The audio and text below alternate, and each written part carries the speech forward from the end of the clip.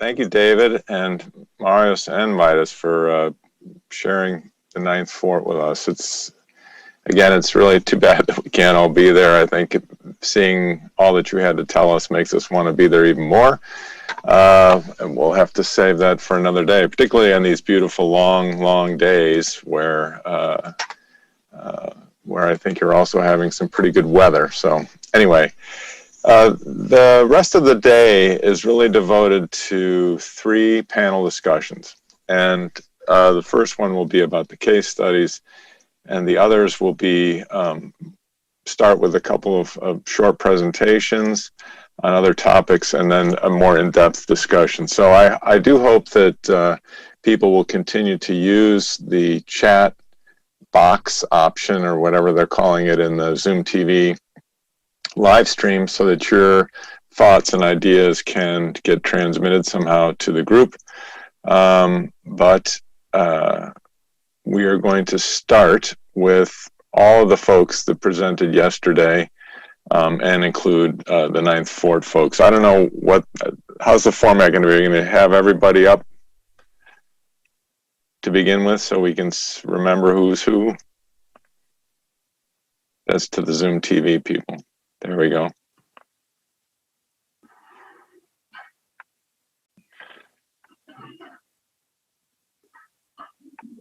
I don't think that's everyone. We're missing Anna. Or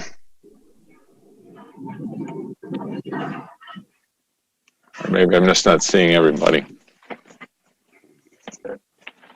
And Fernando, are you joining us too? Yes, Gunny, I am. Yes, nice to see you again. I hope I have good line. I'm not sure, but I'll try. That's great. Okay, well, let's just dig in. I'm not sure how they're managing the visuals on this, but I wanted to start with sort of following up on some of the things that Marius was speaking about, and I think are included in several of the other sites. And that is, these monuments or historic places, they develop their meanings from sometimes very difficult or complicated ideas, complex, layered. It's not just one thing. I mean, in the case of the Hippodrome, it's a beautiful work of architecture and structure, and it was a place where people went to watch the horses and so on. And while it did have some involvement in being damaged in the Spanish Civil War, I don't know that there's a lot of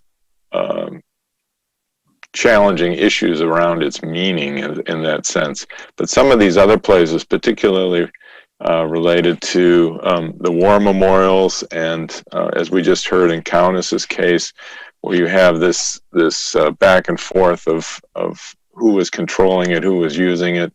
I also think of the fact that at the Centennial Hall, where you have a World Heritage Monument that was actually constructed and built by the Germans, and now is fully embraced and loved by the Poles. And I wonder if any of those cases, if someone wants to comment on how you address those themes in your interpretation of it, and how you sense the perception on the part of the public relative to those complicated histories, and what people want to either bring to it or take away from it, and how that affects the way that you think an understanding of those places is affected. So anyone want to take that?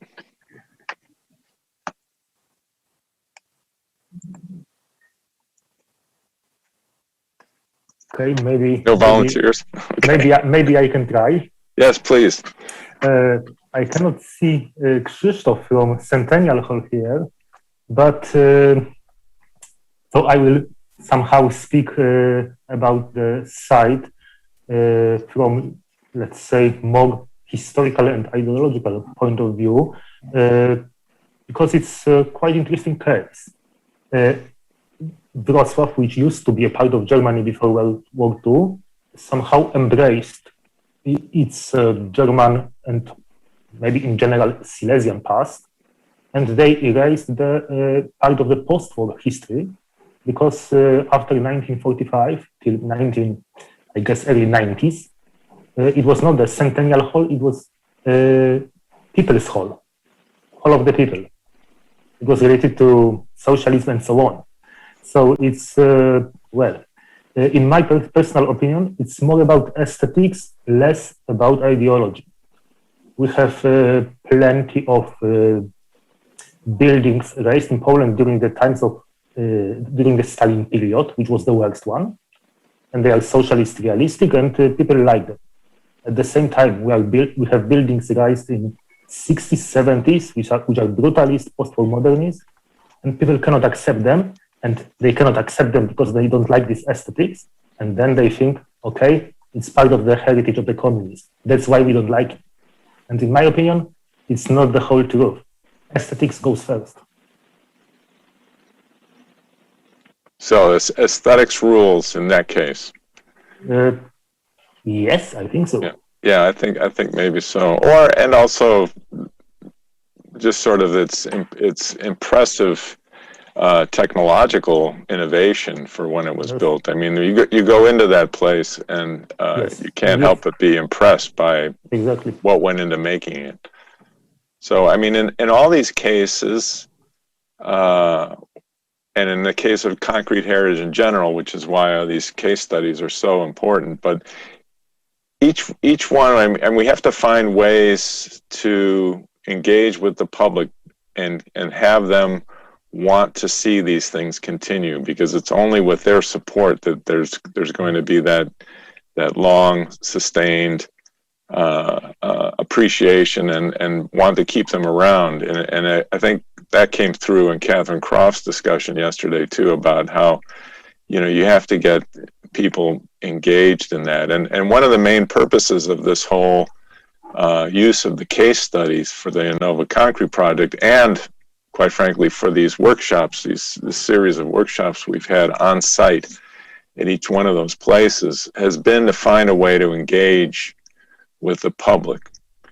Yesterday we heard several comments, including you, Blazej, and others, that said that as a result of engagement or the promotion of the idea of the Innova project, there's actually been an increased or improved relationship with the viewpoint of the authorities who actually have the control, which I assume is also related to how it's perceived in the press and the local views of things. Are there others that, and we also heard that about Torricella Palenia, that the local people were very excited about getting such notoriety, and in Gijón as well. But what about others? Have you found similar kinds of engagement or feedback from just the general public? Gunny, sorry, Stefania will translate for me. Okay.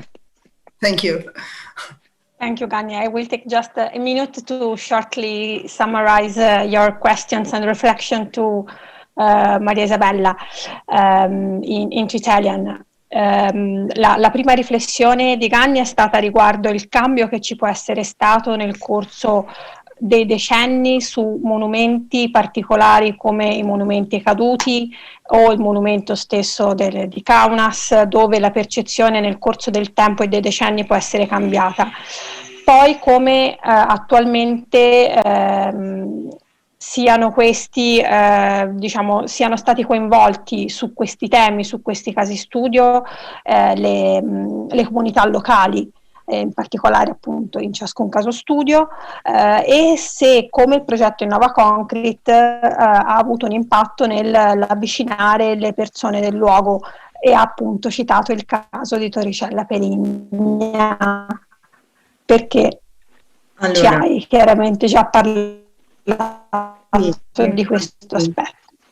Allora, per i monumenti ai caduti e purtroppo non solo per Torricella Peligna, ma è un po' generale per tutto il nostro territorio questa situazione. I monumenti erano prima visti come dei luoghi di ricordo, adesso sono diventati soltanto dei punti di ritrovo, dove il ricordo e il loro significato è lontano, è molto lontano.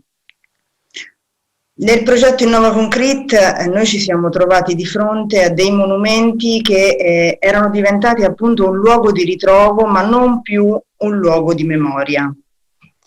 E in qualche modo il progetto invece ha risvegliato la memoria. I primi a capire questa memoria e a comprendere il significato del monumento, non per la sua bellezza, ma per quello che voleva simboleggiare, siamo stati noi. E noi abbiamo cercato di ritrasmettere questo significato alla popolazione, che in qualche modo ci si è riavvicinata sotto questo punto di vista. Stefania? Yes. Okay, thank you, Isabella. She explained something interesting for this case study of Abruzzo, because these war monuments actually in the recent times were no more perceived as a place of memory, but as just as a place for to meet people, just to say we can meet at the monument, not as a place of memory. Of course, as an important place, but not really due to its strong historical memory. So the project has brought back the community to reflect on the historical meaning of that monument. And first of all, the Heritage Agency of the Superintendenza in Abruzzo has, of course, understood this deep historic value and has tried to transmit this value to the local people, to the local community, actually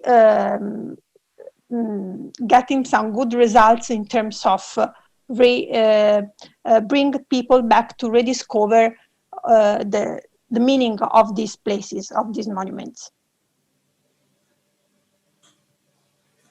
That's great. How about others? How is others? Okay, I'll ask Luis.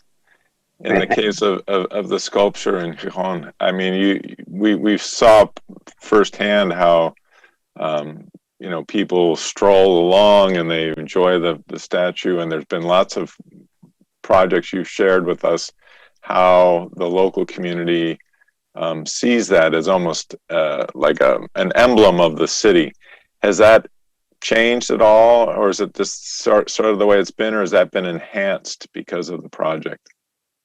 Well, of course, about this project, people get really interested because they see that it was not just only important for them, it was important for the heritage of the 19th century, for the concrete. With all these projects, people around and all the authorities have been always demanding us what they must do. And well, I think that this is something that is important. In many of the cases, you see that the monument, they are monuments that could become from political or ideological ideas or from the end of a world. And in the case of my father, it was just making people think about the horizon. It's a much more poetical or philosophical idea of a place in which they could stay there to see it.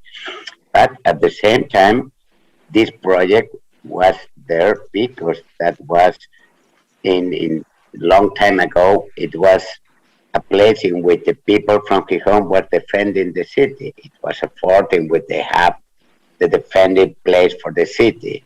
And that was why my father decided to make the peace there, because he always said that the military people, they always want to control the horizon to see who was coming. And my father was trying people to see the horizon as some way as the place for everyone. It's the place where you end your vision of everything, and you never access them, but it's something important. It was something really important for him. So in this way, we have different with other of the projects, but I think that that is the nicest thing of this project, because in all the cases we are studying and they are making the studies, they are such different in the way they have been made for what or our all these projects, and even the technical projects that are against or they are making with this project. So I think that, well, our case is a little different in some parts, but at the same time, that means that during 100 years, many things happen and many things change. So we are one of the last projects that you are studying, and in this way, I think that it was with another meaning, and that means that humanity has been changing during all this time. But also this heritage is important to keep it and to sustain it for the future. But at the same time, as I have been noticed, we are much more in touch with the authorities of Gijón, because they want, when you are going to finish, when we are going to have this project, they want to do something to keep it well and to maintain this work of art, in this case, for the future. So I think that these are really nice things. When I was hearing about KAUNAS, well, I was saying that they were enveloping many different ideas of the political, the ideologies, how was made for keeping an idea of what was happening. And I think that in our case it's completely different. But at the same time, they were talking about the scale, a piece that must have on a scale, and in these cases, the concrete appears because of the scale. So I think we have things in common and other things that are not the same. But at last, that means that we have had a century that it had happened many things around. Right. There is a question here. It's actually someone commenting on it says, the ebb and flow of meaning in relation to these concrete monuments and structures over the last century is a way to characterize and understand our humanity. That these sites are as reference points of our humanity is central to their significance. Thank you for this valuable discussion. So at least someone's appreciating it. That's good. That's good. Okay. I have sort of more of a technical question or comment, I think, because in addition to the cultural aspects that we've been focused on, David gave a great presentation of the complexity of all that goes into understanding the issues of concrete and what's going on at these various places. It relates also to the document presentation that Kyle and Stefania made yesterday. I hope that the audience can appreciate how much effort goes into the analysis, the investigation, and the analysis of the conditions of what's going on, and then trying to figure out appropriate ways to treat it, whether it be a crack or the surface treatments that he was referring to. And just to be clear, that all the sites have undergone very similar investigations. We didn't have time to go into that, and that's been covered in those other workshops and so on. But it's been a very thorough and detailed investigation, again, into all these places. I'm just wondering if some of the other sites that have done some trials, and again, one thing to remember is that these are just little trials. We're not wholesale applying materials to these monuments, because no one knows exactly what's going to be the outcome after 2 years, 3 years, 5 years. That'll be something to come down the line. But are others finding any positive results that you want to tell us about? Gabriella, how about in Rome? Yes. Good afternoon or good morning. Okay, about the Flaminio Stadium, the situation, especially at the beginning of the project, was not so good because it was completely neglected and closed for many years. So it was not really recognized from the citizen as a cultural heritage. At least I'm talking about like the community in general. Okay, then not only due to the InnovaConcrete project, but also thanks to another project which is also addressed to the conservation and valorization of the Flaminio Stadium.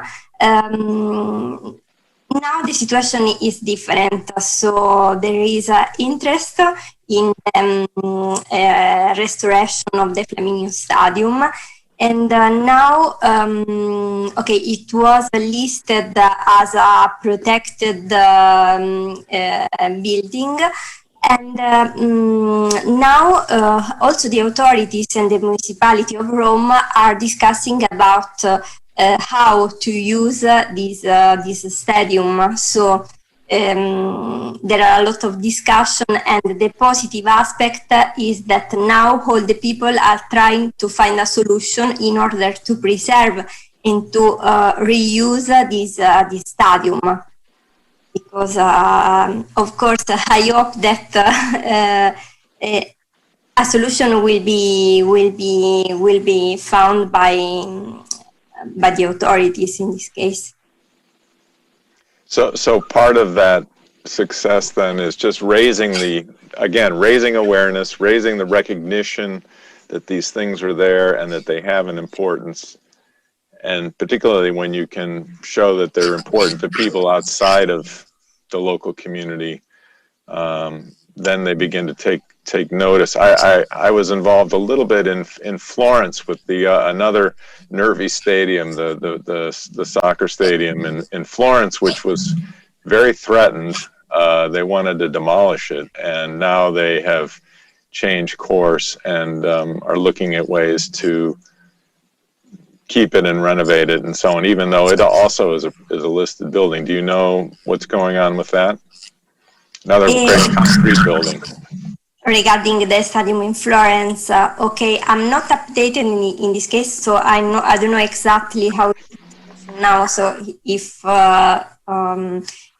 they already have a plan, but as in the case of the Flaminio Stadium, for sure there is an interest. At least I think that it's positive that the people recognize that there is a problem which has to be solved, like to restore a stadium which is not only a building, but of course is an important part of our heritage, the artistic and cultural value. And so in the case of the Flaminio Stadium, there's already also a conservation plan developed by the Sapienza University in the framework of the Keeping It Modern project.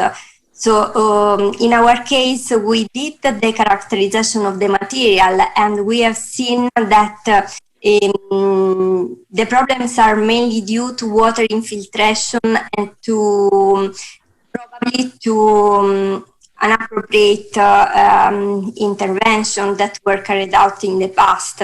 But we have seen from our results that the construction materials are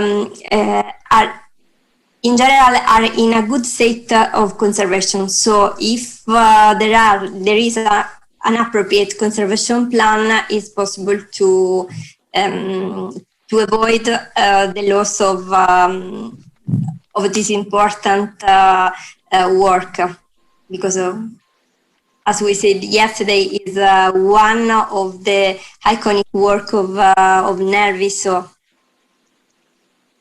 it's important to preserve this part of our heritage. Yeah. Are there any questions any of you want to ask any of your fellow case study folks? Things that related or resonated with you, and again, in remembering, because most of you have been to the other sites as well as part of the project. Are there things that you want to ask or want to know? Gunny, can I have absolutely to ask something? Yes, please. Okay, Fernando. I would like, yeah. Yes. First of all, I would like just to congratulate Baidas and, of course, all the speakers that we have had the opportunity to listen yesterday and today, because I think it has been a great experience in all the subjects we have been discussing. No, and for ICONOS, that, as you know, we have a working group that we are working trying to fix a new document, which is going to try to fix the criteria to how make the good interventions in concrete heritage buildings or sites. No? And in this sense, I have some questions, in fact, of all the discussion that I have been listening these days, that I think they are going to be very helpful. They are going to be very helpful for us to continue the discussion, to finish this document that we will be present in Cadiz in December at the end of this project. No? And in this sense, I have just 6 questions. They are going to be very, very short questions, some of them. No? For example, I would like to ask to the Torroja Institute, to Juan, I think he's there representing the Institute of Torroja, which is his recommendation to people that has to make interventions in buildings, in sites, in heritage sites, that they have been using for the same use for since the beginning, and they are still in use. So if we have to make a new renovation of this building with the same use that always has been, which is his recommendation for us in the best way we should work. No? Afterwards, I have a question for Ana Junquera. You know, Junquera Architects is a very well-known office in Madrid, in Spain, and they have been working many times in new buildings with a very, very good work. No? But as member of this office, and also because she is a young architect, I would like to ask her which is her recommendation for the new young architects that they will have to work in heritage. I think it's a fantastic way of working, not only in new buildings but also in heritage buildings. And I would like to know her experience when she has been working in this hippodrome in Madrid, and what she should recommend to these new architects. No? The next question is to my friend Luis CHILLIDA. What happened when we have to work in the work of an artist? No, when his father explains that working with concrete is a very special experience, because you can make the texture with this material that you really want, and finally find with the time the patina that the time will give to this material. No, and when we have to work as experts cleaning this sculpture, or working in these repairing sculptures, how we can do it without losing the texture and the patina that the artist wanted to create when he created the sculpture. No? Then I have a question for Christophe. I don't know if he's there. I think so, but I'm not sure. When we have to make an intervention in a World Heritage Site, we are talking about the Centennial Halls, which it has the highest category in protections of heritage. And what special cautions we need to have in mind when we are working in so special sites. No? In the opposite way, I would like to ask to Blazej, when we are working in sites like the train stations of Warsaw, that they are heritage sites that no one feels that they are heritage sites, because they are very unknown for most of the people. What things we should do to to create this value in the monument so that the people who is using every day the station, they feel they are in a heritage site, no? And the last question is for Vaidas or for Maria Estela, no? When we are working in a historical and cultural site that has such an enormous value in the historical point of view or in the cultural point of view, what we can do, what they recommend us to do when we have to work in the restoration of these places, trying to be caution, not losing this historical and cultural value that these special sites have, no? So I think if you could, each of you, perhaps, and if you think it's okay, they could perhaps answer to these questions. I think it should be very good for ICONOS people to discuss afterwards in the next sessions in between us, perhaps in this document we are trying to fix, no?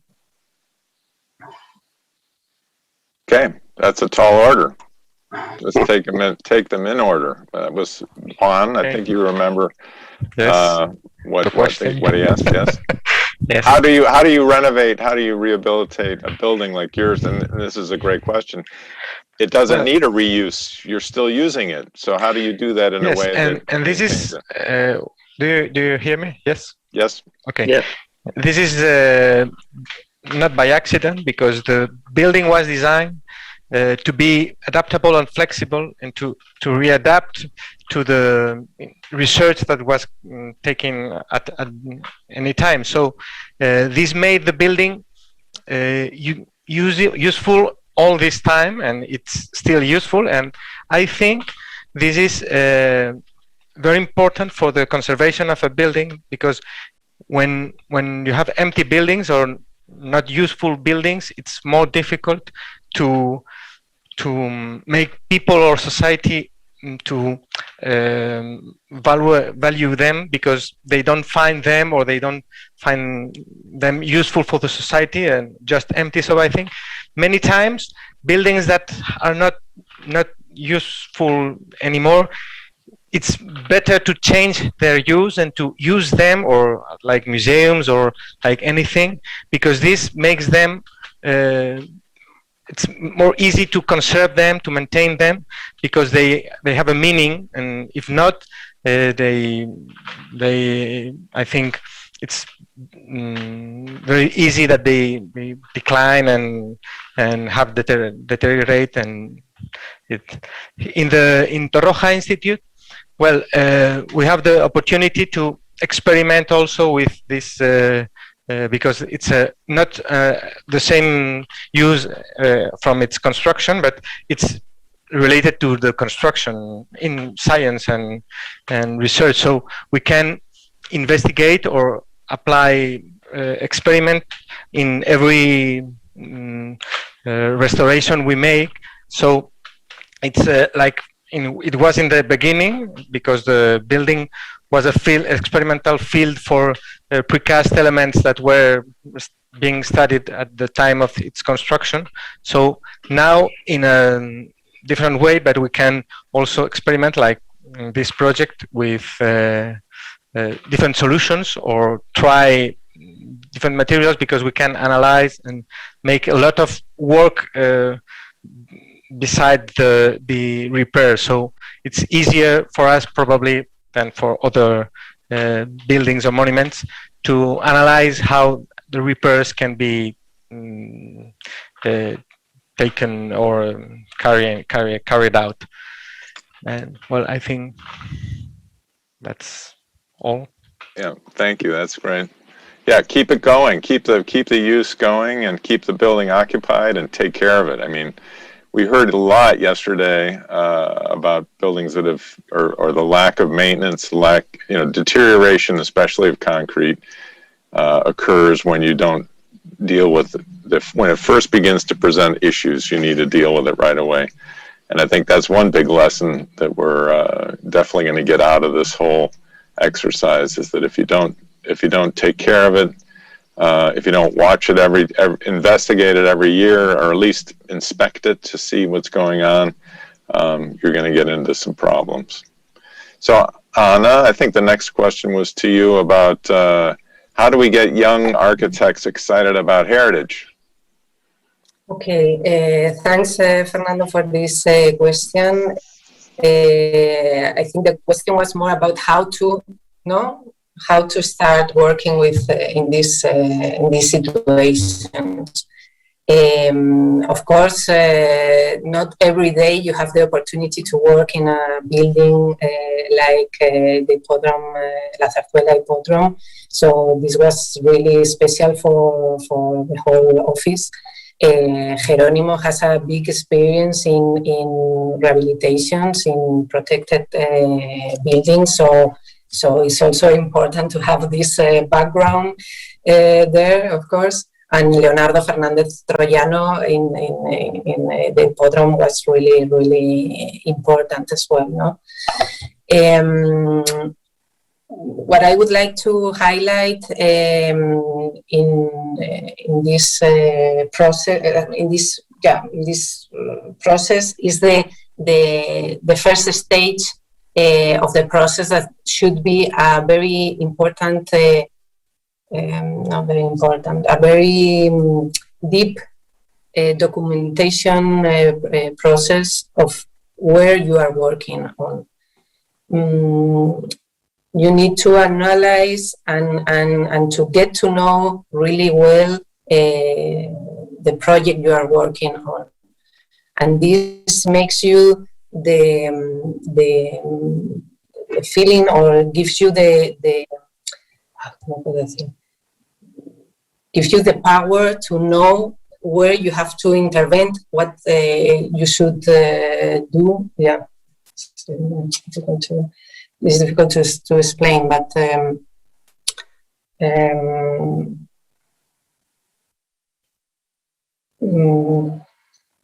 I think you was in a good line. No, I think you was in a good line. No, when you know the building where you are working on, I think you have the power to take the decision, the correct decision, no? And probably for example, in the Hippodrome was very clear. In the Hippodrome was very clear that we need to make a very silent intervention. But sometimes it's not the same. It's not the same way. But to decide which is the line you have to take on, it's really important to get to know the project and to know the essence of the original project. When you just have this knowledge, then it's much more easy to get the decision of, okay, this is a silent intervention, or I can be more radical, and I think to get these decisions that at the end are the important decisions, you need to know this, to have this knowledge. No, this is what I wanted to say. And we believe, normally we believe that the interventions, you should be able to read them, to read the history of a building, to recognize what is original, what is new. So at the end, the project or the building will end for a long time, and we should be able to read the history, and there is no problem. Everything should not be like in the last century. I think, this is the way we work in these projects. Thank you. We have a few more minutes. Let's see how many more of Fernando's questions we can get answered. I think the next one was to Luis about patina. How do we, and patina is something we haven't discussed, but it's a very important question in concrete, because with time, whether it just be color change or even, when does dirt become dirt and when is it patina, and how do you deal with cleaning a building and all those kinds of questions, but particularly in a case of a piece of art, that becomes a very important question. Yes, of course. And well, thank you, Fernando, for the question. And Gunny, But you were talking about time, and in terms of time, I am the son of my father, and I would like that Mikel, that is my son, he's been working in this project with me since the beginning, that he will take now the words and explain you what is our feeling in our family, because I think that as a family, it's important to keep the ideas of my father and his grandfather about this kind of question. So I will please say, Mikel, to answer the question of Fernando. Mikel? Okay. Hi. Good afternoon and good morning for all of you. And thank you, Luis. Thank you, Dad, for giving me the chance to answer this question. And Fernando, I think this is a very relevant question. So thank you for that. And as you say, I think the first thing that we have to take care of is the respect and the knowledge. I mean, when we are talking about art, first of all, and I think art and architecture is another kind of art. So when we are talking of this kind of heritage, it's very important that first of all, we have to get the knowledge of what the artist wants with his work. So once we understand which one is the goal and which one is the way he wants to arrive to this goal, it's time to work over it. So once we have the knowledge, we have to work with a lot of respect. In the case of my grandfather, Eduardo Chillida, for him, the time was something really important, not just in the moment he was doing things, but also in the time of the work. He used to say that humans, we have our time, and the art, the work itself, the art piece, has its own time. So we must be very careful on things we do on and these sculptures, because we have to respect the artist's ideals. So in this case, the patina, as you say, the color, everything is changing. For him, this was something really valuable. It added value to the work. So for us, what we have to take care is about conservation, not about restoration. For us, it's very important to preserve the work as it is, but not to add things to it as to take time back again. And this is very important.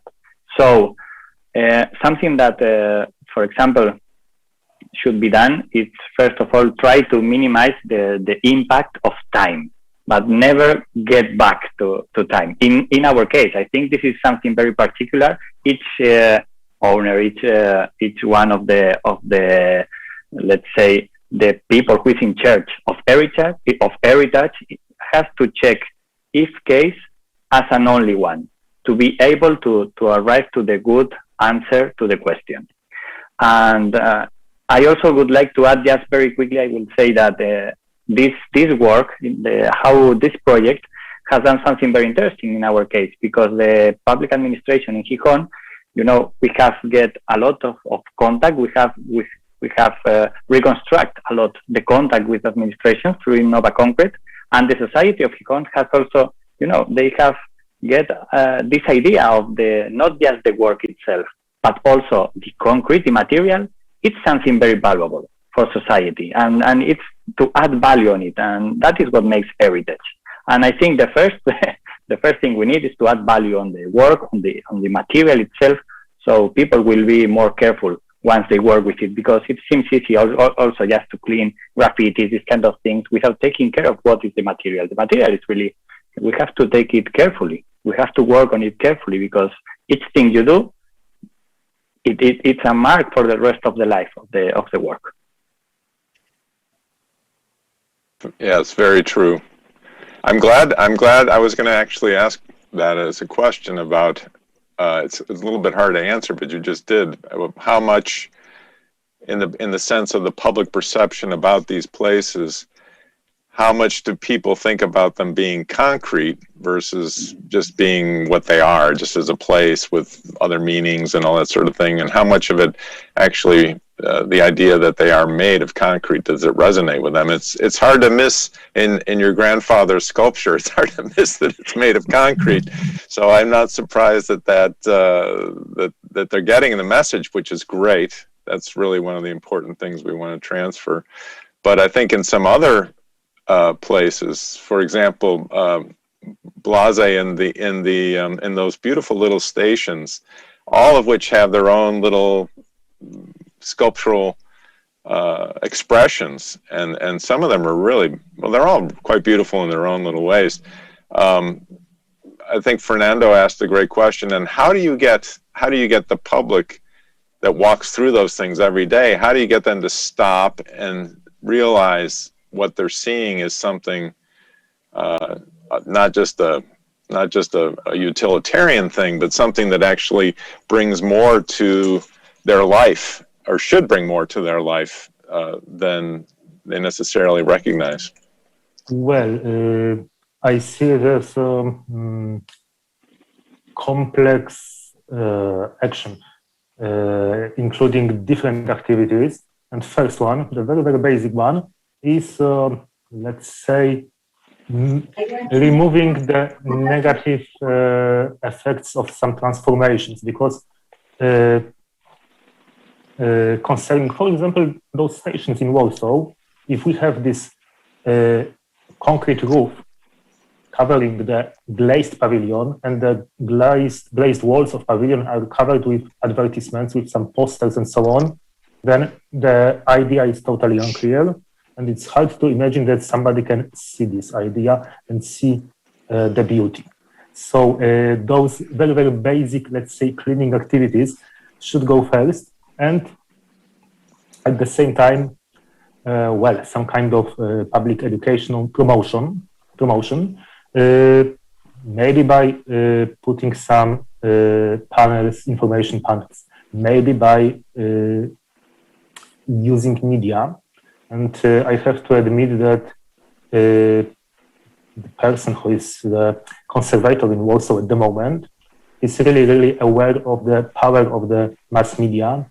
And when he listed the stations in Warsaw, even though it was a pandemic time, he made it at the central station with the public, with some politicians, with a lot of people from the media. And of course, then people see, okay, it's a part of our heritage. Maybe we should try to look at it slightly different. The same thing was with with our case study. Really small structure.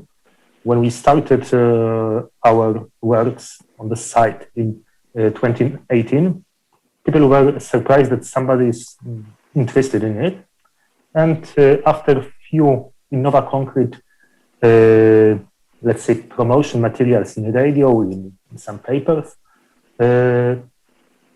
people were, taxi drivers were stopping by because there was a parking place for them, were telling us, do you know it's a part of the heritage? Do you know it's a monument?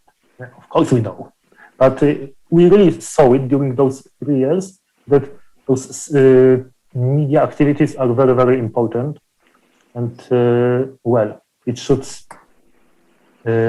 be part of, let's say, our activities from very, very beginning, in my opinion. So I don't know, that's an answer.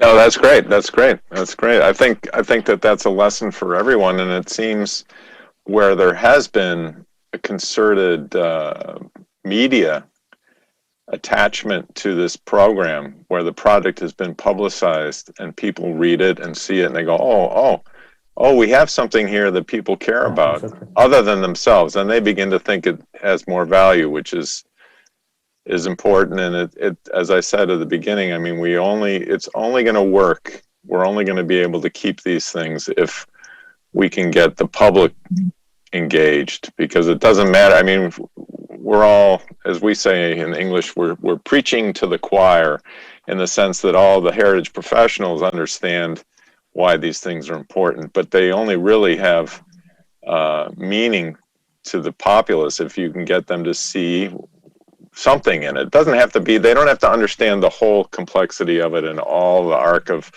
meanings, but if they can get something out of it and see that it has value to them and to their children and somebody in the future, that it tells that story, then we have a chance of having these things to be around for a very long time. I hate to cut it short, because I think I've enjoyed hearing these different views, and that was the whole purpose of this thing. But